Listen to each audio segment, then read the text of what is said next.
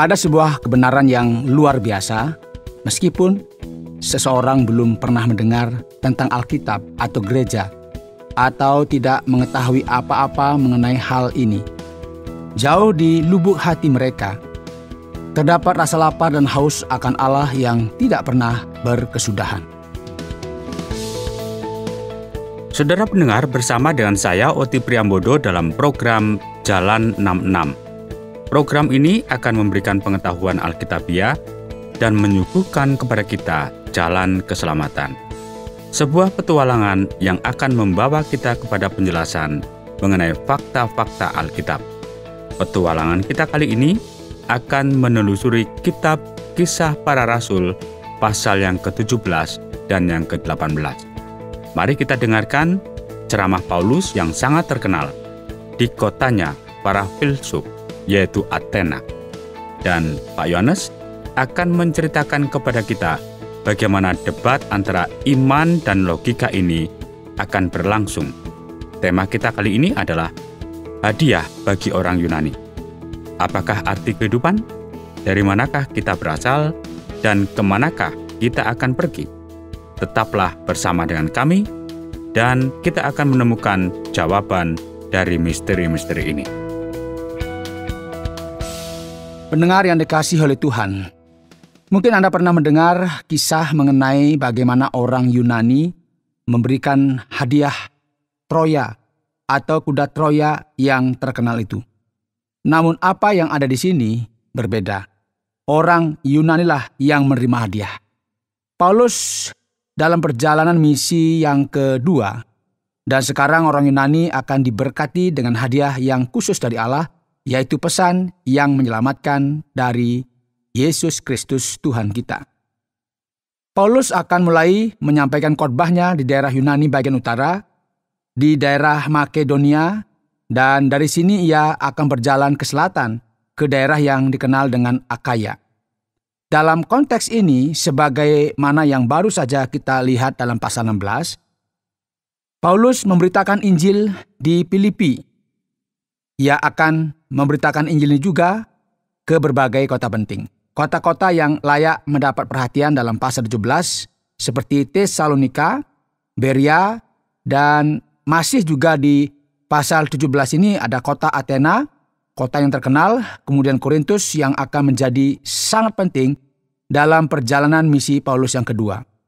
Mari kita lihat apa yang akan terjadi. Mereka sampai di sebuah kota yang bernama Tesalonika, dan kota ini terletak di sebelah utara Yunani di daerah Makedonia. Paulus langsung menuju rumah ibadat, dan dalam sabat yang ketiga, ia berdiskusi mengenai realita tentang Yesus Kristus, Sang Mesias yang dinantikan itu. Ia memberitakan tentang kebangkitannya. Nah, dalam ayat yang keempat, kita melihat bahwa ada beberapa orang Yahudi yang menjadi pengikut Kristus. Dan pada saat ini juga, dalam perjalanan misi dari Paulus dan Silas, ternyata sejumlah besar orang Yunani yang takut kepada Allah, dan tidak sedikit perempuan-perempuan terkemuka menjadi percaya. Hal ini sering kita temukan dalam Kisah Para Rasul, saudara ya. Namun semua ini tidak terjadi sebagaimana yang kita harapkan, karena ada beberapa orang Yahudi yang menolak untuk percaya. Mereka menjadi iri dan mulai menganiaya Paulus. Memang ini kalau kita perhatikan sedikit membingungkan. Mereka menyerbu rumah Yason untuk mencari Paulus dan Silas. Mereka menyeret Yason dan beberapa saudara ke depan pembesar-pembesar kota untuk menuduh mereka. Menarik sekali untuk kita perhatikan. Tuduhan yang mereka lontarkan terhadap orang Kristen di Tesalonika adalah bahwa mereka semua bertindak melawan ketetapan Kaisar dengan mengatakan bahwa ada seorang raja lain, yaitu Yesus.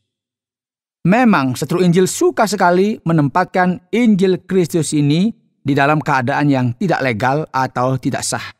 Khususnya karena orang Kristen pada waktu itu belum merupakan agama yang resmi. Jadi tuduhan mereka ini adalah supaya Injil dianggap menjadi pemberontak bagi kekaisaran Romawi dan terhadap kekuasaan kaisar. Tapi coba kita perhatikan apa yang terjadi di sini. Lukas akan menuliskan bahwa rencana ini tidak berjalan dengan baik. Yason dibebaskan setelah mendapat jaminan, dan kekaisaran Romawi pun tidak menemukan masalah mengenai orang Kristen. Kini kita dapat melihat bagaimana orang Yunani secara perlahan-lahan menerima hadiah dari mereka, seperti yang ditulis di dalam Kisah Rasul pasal 17 ini. Paulus dan teman seperjalanannya sampai di Beria. Orang-orang Yahudi di kota itu lebih baik hatinya karena mereka menerima firman itu dengan segala kerelaan hati, dan setiap hari mereka menyelidiki kitab suci untuk mengetahui apakah semuanya itu benar demikian. Hasilnya, banyak di antara mereka yang menjadi percaya. Ada orang Yahudi dan orang Yunani. Sekali lagi, musuh Paulus dari Tesalonika memutuskan untuk pergi ke Beria dan mulai menghasut dan menggelisahkan hati banyak orang. Jadi dengan situasi semacam ini, firman Tuhan menuliskan kepada kita, tetapi saudara-saudara menyuruh Paulus segera berangkat menuju ke pantai laut, tetapi Silas dan Timotius masih tinggal di Beria. Orang-orang yang mengiringi Paulus menemaninya sampai di Athena, lalu kembali dengan pesan kepada Silas dan Timotius supaya mereka selekas mungkin datang kepadanya. Cerita ini berlanjut, kita akan melihat Paulus pergi ke Makedonia, ke Akaya, dan ia akan memberitakan Injil di Athena. Kita semua tahu bahwa Athena adalah ibu kota dan pusat dari kebudayaan, seni dan filosofi di Yunani kuno. Apa yang Paulus temukan di sini? Firman Tuhan menyatakan bahwa ia sangat sedih karena kota pusat peradaban itu penuh dengan patung-patung berhala. Ia mulai bertukar pikiran kepada dua filsuf, yaitu Epikuros dan Stoa. Ia mulai berbicara mengenai Yesus Kristus dan kebangkitannya. Paulus kemudian dibawa ke Areopagus, yaitu tempat di mana mereka akan bertemu. Dan di sana ada banyak patung dari berbagai dewa. Mereka ingin mendengar mengenai pemikiran baru yang muncul di kalangan orang Athena. Dan Paulus pun kemudian melakukan sesuatu yang sangat menarik. Ia tidak berbicara mengenai Allah dalam Perjanjian Lama dan Abraham. Namun ia mengganti strateginya dengan berkata, "Saudara-saudara, lihatlah, aku melihat di sini di Athena bahwa orangnya sangatlah religius. Aku memperhatikan ada sebuah altar yang dipersembahkan bagi Allah yang tidak dikenal. Orang Athena menyembah banyak sekali dewa, dan karena takut kalau mereka melupakan seorang dewa, maka mereka membuat juga altar untuk Allah yang tidak mereka kenal." Paulus berkata kepada mereka, "Lihatlah, kalian menyembah Allah yang tidak kalian kenal, dan inilah Allah yang kuberitakan itu." Ia memberitahu bahwa Allah inilah yang menciptakan langit dan bumi. Ia tidak tinggal di dalam kuil-kuil buatan manusia, dan ia tidak perlu dilayani oleh manusia, seolah-olah ia perlu sesuatu. Ia jugalah yang menciptakan semua manusia dan menetapkan di mana mereka akan hidup. Allah melakukan semuanya supaya kita bisa mencari Dia, dan dengan mencari Dia, kita akan menemukan Dia, meskipun Ia sebenarnya tidak jauh dari kita. Sebab di dalam Dia kita hidup, kita bergerak, kita ada, seperti yang telah juga dikatakan oleh pujangga-pujanggamu. Sebab kita tidak boleh berpikir bahwa keadaan ilahi sama seperti emas atau perak atau batu, ciptaan kesenian dan keahlian manusia. Maka sekarang Allah memberitakan kepada manusia bahwa di mana-mana semua orang harus bertobat. Karena Ia telah menetapkan suatu hari pada waktu mana Ia dengan adil akan menghakimi dunia oleh seorang yang telah ditentukannya, sesudah Ia memberikan kepada semua orang suatu bukti tentang hal itu dengan membangkitkan Dia dari antara orang mati. Ini adalah referensi dari Yesus. Saat itu juga, saudara, orang Athena tidak lagi mau mendengarnya. Mereka berkata, "Okelah, lain kalilah kita berbicara mengenai hal ini." Hanya beberapa orang saja yang menjadi bertobat di kota yang dibanggakan ini, yaitu kota Athena. Kita menemukan ada Dionysius dan seorang perempuan bernama Damaris, dan juga orang-orang lain bersama-sama dengan mereka. Namun para orang ternama dari Yunani tidak mau menerima Injil Kristus. Paulus kemudian pergi ke Korintus, yaitu sebuah kota yang sangat berbeda dengan Athena. Kota ini terletak di sebelah barat Athena, semacam isthmus atau tanah yang menghubungkan dua dataran luas yang terpisah dengan air, dan kota ini sangat penuh dengan rupa-rupa perzinahan. Paulus bertemu dengan pasangan yang sangat terkenal, yaitu Priscilla dan Aquila, dan di sana ia tinggal bersama-sama dengan mereka. Ia kemudian pergi lagi untuk memberitakan Injil, dan inilah waktu di mana kita akan melihat orang Yunani menerima hadiah dari Allah, yaitu Injil Yesus Kristus yang menyelamatkan dan yang kini diberitakan kepada mereka. Oleh sebab itu, Paulus bersoal jawab di rumah ibadat, mencoba untuk meyakinkan orang Yahudi dan Yunani. Namun penolakan yang terjadi sangatlah dahsyat. Paulus bahkan berkata, "Oke, aku tidak akan membuang-buang waktuku denganmu lagi. Sekarang aku bebas dari tanggung jawab ini, dan sekarang aku akan memberitakan Injil ini kepada bangsa-bangsa bukan Yahudi." Saudara, kisah para rasul ini menyatakan kepada kita bahwa kebanyakan dari orang Yahudi menutup hati mereka terhadap Injil Yesus Kristus. Dan pintu semakin hari semakin terbuka bagi bangsa bukan Yahudi. Dan Injil ini pun diberitakan kepada setiap orang, setiap bangsa, dan semua orang mendengarkan pesan ini. Paulus pergi ke rumah Titius Justus, yang merupakan seorang yang takut akan Allah, yang rumahnya berdampingan dengan rumah ibadat. Di sana, pemimpin rumah ibadat yang bernama Crispus juga menjadi percaya. Allah kemudian melakukan sesuatu yang luar biasa. Tuhan berbicara kepada Paulus dan menyatakan dirinya dengan berkata, "Jangan takut, teruslah memberitakan firman dan jangan diam. Sebab aku menyertai engkau dan tidak ada seorang pun yang akan menjamah dan menganiaya engkau, sebab banyak umatku di kota ini." Saudara, menarik sekali. Karena di kota Korintus terdapat banyak sekali masalah. Banyak sekali perzinahan. Dan ini merupakan sebuah kota yang sangat memerlukan Injil. Di sana Paulus tinggal selama 1 tahun 6 bulan, seperti yang ditulis dalam ayat 11 dari pasal 18. Paulus mengajar dan memberitakan firman Tuhan. Injil tersebar di seluruh daerah Yunani, sampai ke Makedonia, Akaya, juga ke kota Tesalonika, Beria, dan sekarang ke Korintus, yang merupakan salah satu kota yang paling penting dalam perjalanan misi Paulus yang kedua, karena di sana gereja berkembang. Dan berdasarkan pendekatan dari Lukas, kita akan melihat apa yang terjadi di sini. Akan tetapi setelah Galio menjadi gubernur di Akaya, bangkitlah orang-orang Yahudi bersama-sama melawan Paulus, lalu membawa dia ke depan pengadilan. Kata mereka, "Ia ini berusaha meyakinkan orang untuk beribadah kepada Allah dengan jalan yang bertentangan dengan hukum Taurat." Saudara, sekali lagi Lukas menunjukkan kepada kita bagaimana bangsa Romawi sebenarnya tidak memiliki masalah dengan kekristenan, dan orang Yahudi mulai menuduh Paulus. Galio kemudian berkata, "Hai orang-orang Yahudi, jika sekiranya dakwaanmu mengenai suatu pelanggaran atau kejahatan, sudahlah sepatutnya aku menerima perkaramu. Tetapi kalau hal ini adalah perselisihan tentang perkataan atau nama atau hukum yang berlaku di antara kamu, maka hendaklah kamu sendiri mengurusnya." Lalu ia mengusir mereka dari ruang pengadilan. Sostenes yang merupakan pemimpin rumah ibadat yang telah menjadi percaya, mereka pukuli. Tetapi Galio sama sekali tidak peduli mengenai hal ini. Sebagaimana yang kita bisa lihat dengan jelas, orang Yunani menerima hadiah, yaitu hadiah dari Allah, meskipun Paulus dan Silas telah dituduh meresahkan orang banyak. Namun orang Romawi tidak melihat ini sebagai ancaman publik. Jadi perjalanan misi kedua ini akan sampai kepada babak akhir, yaitu dalam pasal 18. Firman Tuhan berkata, Paulus tinggal beberapa hari lagi di Korintus.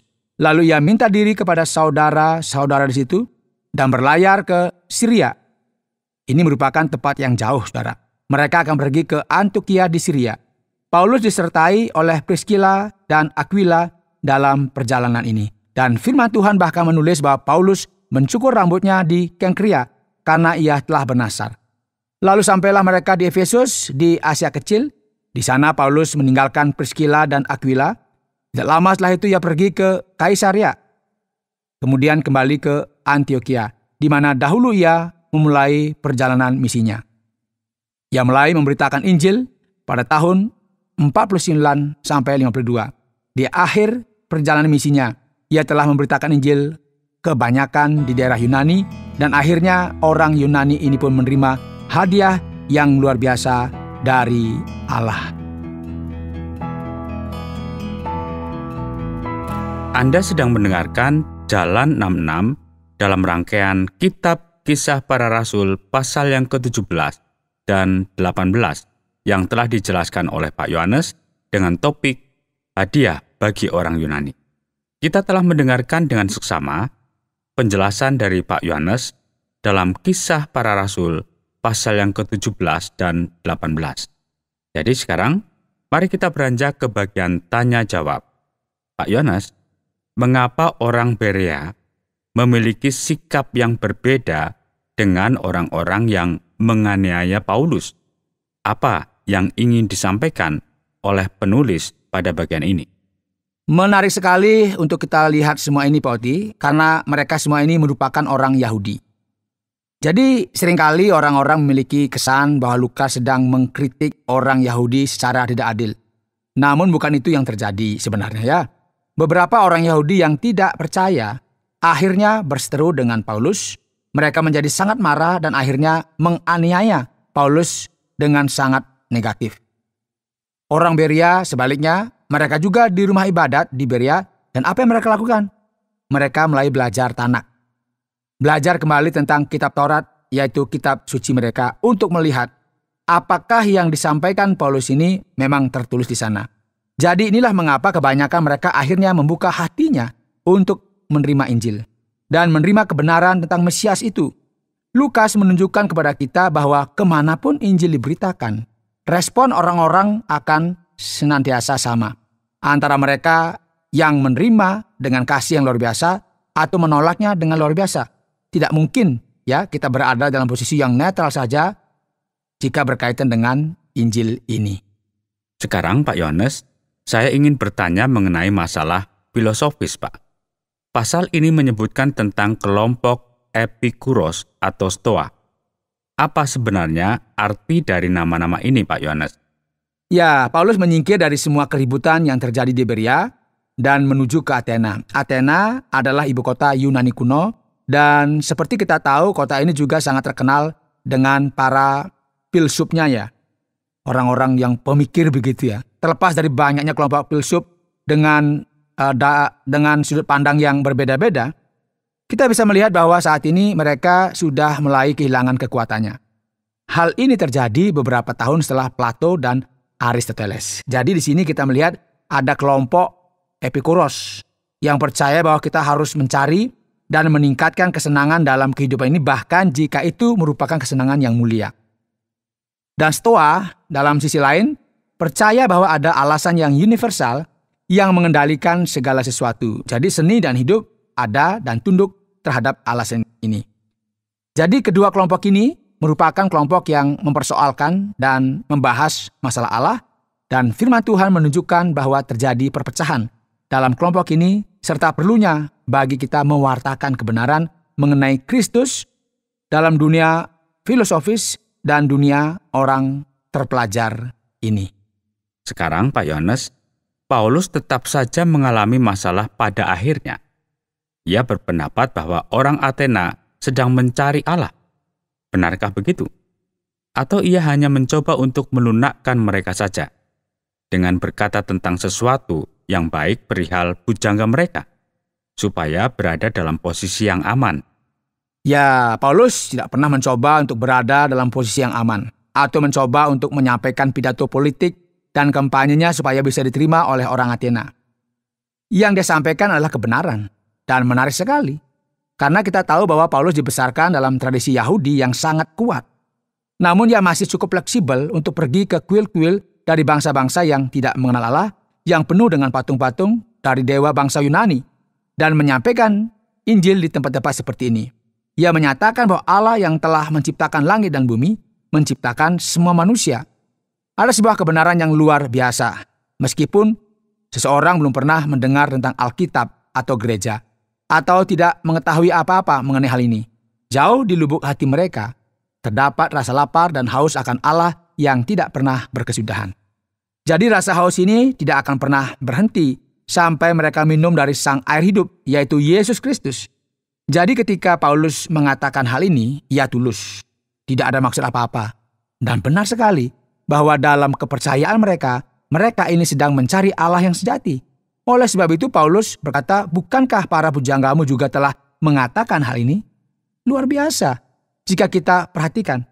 Paulus begitu konsisten dalam memberitakan kebenaran. Dan pada saat yang bersamaan, ia juga sensitif terhadap konteks dan budaya orang Athena. Nah, sekarang Pak Yohanes, setelah apa yang disampaikan di pasal yang ke-17, pada bagian akhir, yaitu di ayat yang ke-32, orang Athena sepertinya tidak begitu menanggapi perkataan Paulus dengan baik. Benarkah demikian, Pak Yohanes? Benar sekali, Pak Oti. Dan kemungkinan besarnya adalah ketika Paulus berbicara mengenai kebangkitan orang mati. Bagi orang Yunani, kata kebangkitan dalam bahasa Inggris adalah Anastasia. Beberapa mungkin pernah mendengar hal ini dan berpikir, Yesus dan Anastasia, mungkinkah mereka adalah dewa-dewi, laki-laki dan perempuan? Apa yang terjadi dengan semua ini?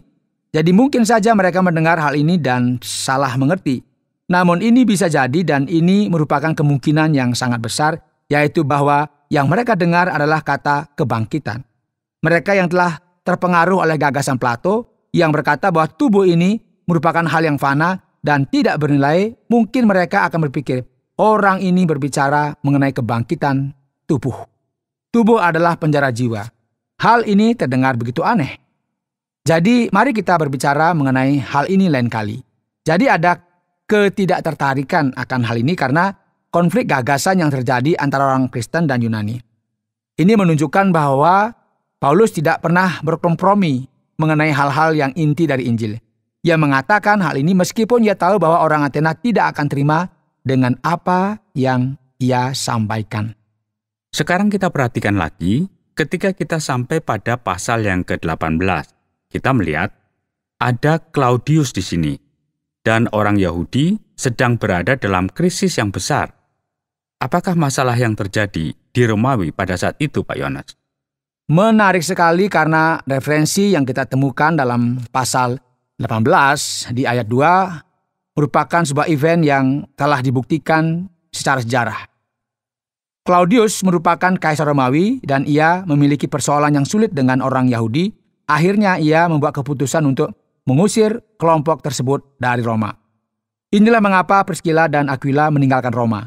Mereka berdua telah menjadi percaya, dan ini merupakan referensi yang disebutkan di sini, dan hal ini pun juga disebutkan oleh sejarawan yang bernama Suetonius, yang mengatakan bahwa masalah yang terjadi dengan Kaisar Claudius disebabkan oleh seseorang yang bernama Kristus, yang kemungkinan besar merupakan referensi dari Kristus itu sendiri. Sangat mungkin bahwa apa yang terjadi di sini adalah permasalahan di antara orang Yahudi itu sendiri yang diakibatkan oleh karena Kristus. Dan hal ini telah mengakibatkan kaisar mengusir mereka semua dari kota tersebut, guna menyelesaikan masalah tersebut bagi semua orang. Berikut Pak Yohanes, Paulus dalam perjalanannya telah sampai ke Korintus. Dan kini ia memberitakan Injil kepada orang di sana. Mengapa kota Korintus merupakan kota yang penting di sini? Dan apakah Pak Yohanes bisa menjelaskan akan hal ini? Ya, saya bisa, Pak Oti. Ketika kita mendengar tentang Korintus, kita perlu memperhatikan beberapa hal yang ada. Kota ini merupakan kota yang sangat penting, terkhusus terkait dengan masalah perdagangan. Kota ini terletak di selatan, di Akaya, dan merupakan kota yang tercela. Mengapa? Karena ini merupakan kota perdagangan, sebuah kota yang memiliki tingkat prostitusi yang tinggi. Dan ini merupakan kota di mana orang hilir mudik datang dan pergi. Sangat berbeda dengan kota Athena yang merupakan pusat dari kebudayaan. Korintus bukanlah tempat yang spesial pada waktu itu. Dan luar biasa jika kita melihat bagaimana Allah bertindak dengan luar biasa di kota Korintus. Gereja di kota ini akan bertumbuh besar. Paulus tinggal di kota ini 1 tahun 6 bulan. Ini merupakan kota kedua yang penting dalam perjalanan misi Paulus. Kita melihat bagaimana Injil telah sampai kepada bangsa bukan Yahudi, dan dalam kasus ini justru orang bukan Yahudi yang paling ditolak. Merekalah yang melakukan hal-hal yang luar biasa. Mari kita perhatikan pada ayat yang ke-18, pasal yang ke-18. Dikatakan di sana bahwa Paulus mencukur rambutnya karena nasyar. Apa artinya ini, Pak? Ya, nasar ini merupakan sesuatu yang personal yang dibuat oleh Paulus. Ya, ada dalam konteks Yahudi karena ia adalah orang Yahudi. Paulus secara budaya memang merupakan orang Yahudi dan ini merupakan sesuatu yang umum yang dilakukan oleh orang Yahudi. Mungkin ini merupakan nasar Nasrani yang ia buat untuk waktu tertentu. Hal ini merupakan sesuatu yang jelas dan nyata untuk mengungkapkan rasa syukurnya kepada Allah atas sesuatu. Ini bukan merupakan keharusan, ini bukan hukum. Namun ini tergantung dari keinginan masing-masing orang kepada Allah. Ya, tergantung dari pengalaman pribadi masing-masing individu bersama dengan Allah. Baiklah, jadi bagi Anda yang di luar sana yang sedang mendengarkan program siaran ini, mungkin Anda menanti-nantikan kesimpulan akhir pada bagian ini. Mari kita coba untuk mengaplikasikan bagian ini dalam kehidupan kita. Saudara, hari ini dalam program Jalan 66, kita telah belajar kisah para rasul pasal 17 dan 18. Kita telah melihat bagaimana orang Yunani berterima kasih karena menerima hadiah. Ini bukan hanya hadiah bagi orang bijaksana dan rabi Yahudi yang penting. Ini bukan merupakan hadiah bagi malaikat atau imam besar yang ditunjuk dalam hukum Taurat. Ini merupakan hadiah untuk orang awam. Orang Yunani yang tidak mengenal Allah, yang membuka hatinya bagi Injil Kristus. Mereka yang tidak begitu penting, justru mereka yang ditunjuk. Yang dalam hal ini merupakan kasus dari kota Korintus. Sedangkan dengan kaum terpelajar dari kota Athena yang cerdas, yang merupakan orang penting dan berkuasa, namun mereka tidak membuka hatinya bagi Injil. Hal ini juga terjadi di tempat lain seperti Berea, di Korintus, dan di banyak tempat lagi. Pendengar yang dikasihi oleh Tuhan, mari kita perhatikan hal ini. Banyak orang yang menolak Injil dan memilih untuk bertindak secara arogan dan penuh dengan kesombongan. Namun pada saat yang bersamaan, Allah melakukan hal-hal yang luar biasa di antara orang-orang yang rendah hati. Dan ini merupakan sesuatu yang luar biasa. Saudara pendengar, karena waktu yang tidak memungkinkan, kita akhiri program Jalan 66 kali ini. Kami menantikan Anda untuk tetap mengikuti pelajaran berikutnya dalam lanjutan pembelajaran yang diajarkan Alkitab tentang Yesus Kristus kepada kita. Saudara, program Jalan 66 mengundang Anda untuk terus bersama dalam seri pembelajaran Alkitab yang memberikan pelajaran menyeluruh tentang firman Tuhan. Jika Anda memiliki pertanyaan atau berespon terhadap topik berhubungan dengan program ini, silakan menyampaikan melalui WhatsApp ke nomor 081 333 777 386. Terima kasih atas perhatian Anda.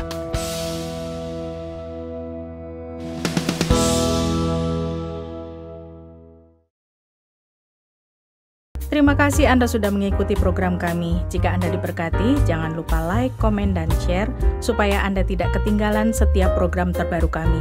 Jangan lupa juga untuk subscribe channelnya dan nyalakan loncengnya. Jika Anda ingin mendukung pelayanan kami, bisa melalui rekening kami berikut ini atau menghubungi kami di sini.